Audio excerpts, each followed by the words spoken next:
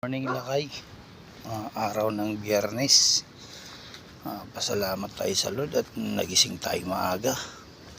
Yung paggising pa lang ng umaga, malaking blessing na yun dahil nagigising ka pa.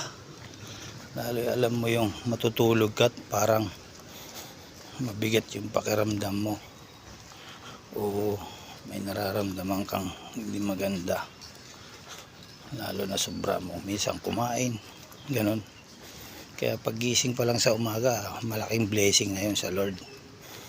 Kaya unang-una, pasalamat natin si Lord. Dahil siya ang nagbibigay ng kalakasan natin, kagalingan natin. Kaya good morning, araw ng Biyernes. Kaya happy lang tayo. Huwag nating isipin yung mga nakaraan na.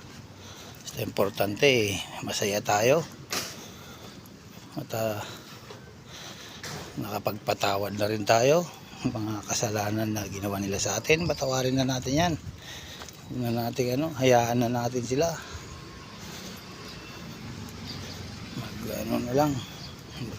Pagpatuloy na lang natin ang buhay natin,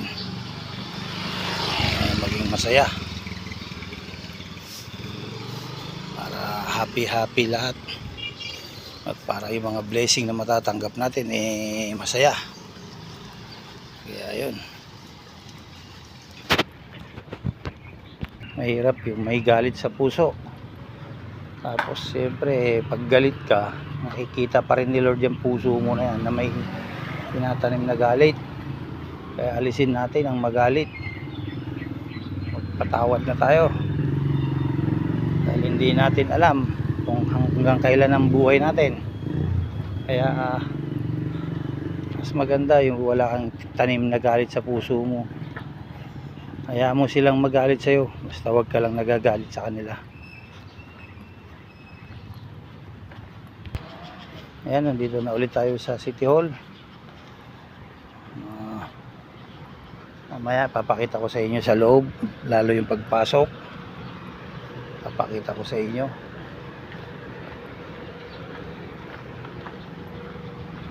Ayan lakay, nandito na tayo sa City Hall. Nakikita mo yan, Christmas tree malaki. Yan dito yan sa City Hall, laki na Christmas tree. Tapos ito pa yung Santa Claus namin. Morning, nakikita mo yan, Santa Claus. Kaya kailangan natin magpatawad.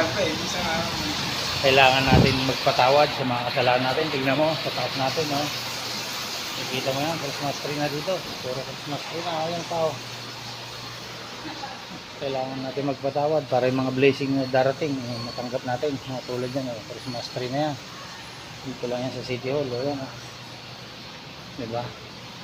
Kasi kung may galit ka sa puso pa rin, walang mangyayari sa buhay. Kaya alisin natin ang galit. Laging happy lang tayo, di ba? Masaya. Tingnan mo, blessing na yan, Christmas tree na yan.